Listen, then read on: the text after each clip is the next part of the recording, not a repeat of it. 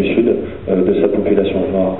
Alors que les dirigeants de l'État d'Israël ont comme projet de vider la Palestine de sa population palestinienne. C'est-à-dire qu'y compris la comparaison avec l'apartheid, parfois peut être même un peu faible par rapport à la situation qui était celle de l'Afrique du Sud, dans laquelle il n'y a jamais eu de projet de nettoyage ethnique, contrairement à ce qu'il y a aujourd'hui. Et j'invente rien, regardez le gouvernement israélien actuel, c'est quand même des gens qui peuvent dire, des gens comme Lieberman, qui peuvent dire que l'État palestinien c'est la Jordanie, et que bon, il y aura de Palestiniens entre la Méditerranée et le Jourdain, et mieux la situation sera pour l'État d'Israël.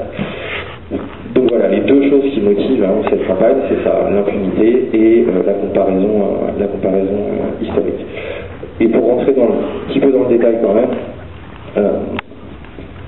l'appel date de juillet 2005, et ce que disent, et c'est là où en France on a une vision un peu biaisée de la chose, ce que disent les organisateurs palestiniens de cette campagne, c'est que elle connaît un développement d'un niveau extraordinaire au niveau international, y compris en la comparant à la campagne de boycott de l'Afrique du Sud de l'apartheid.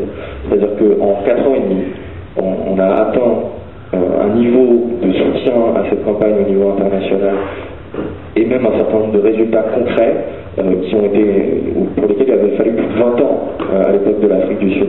Et les Sudaf le disent eux-mêmes, c'est-à-dire que vous allez plus vite que nous.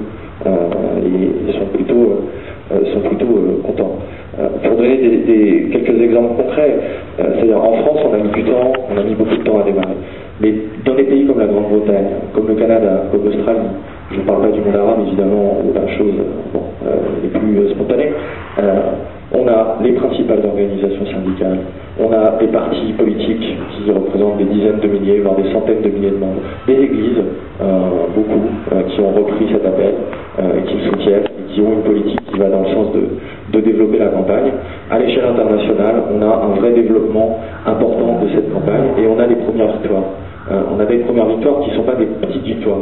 C'est-à-dire que par exemple, quand un fonds de pension norvégien, un fonds de pension de l'État norvégien décide de désinvestir 5 milliards de dollars d'un partenariat économique qu'ils avaient avec une entreprise israélienne, ça fait mal. Ça fait très très mal. Et pas que symboliquement. Ça fait mal aussi à la poche. Pourquoi ils ont désinvesti? Parce qu'il se trouve qu'ils avaient un partenariat avec une entreprise, et ils ont découvert que cette entreprise participait à la construction des colonies. Et donc ils ont dit, dans ces cas-là, vous ne participez plus à notre fonds de pension, et la perte sèche, c'est 5 milliards de dollars.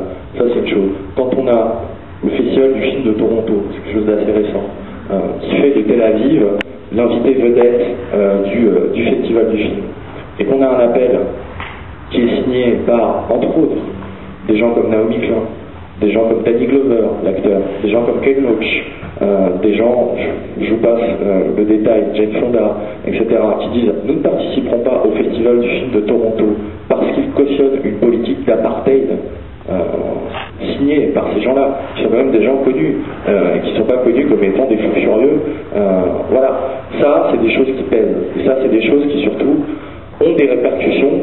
Et c'est là-dessus que je voudrais terminer pour pas être trop long, ont des répercussions concrètes chez les Palestiniens et en Israël. Parce que je reviens à ce que je disais au début, ce qui compte c'est que ça fonctionne. C'est pas juste de se faire plaisir en disant on est des purs, on est radicaux, voilà, c'est pas le problème. Ont des répercussions concrètes en Israël, par exemple, il suffit de lire la presse israélienne pour se rendre compte que depuis un an, on s'affole un peu par rapport à cette campagne.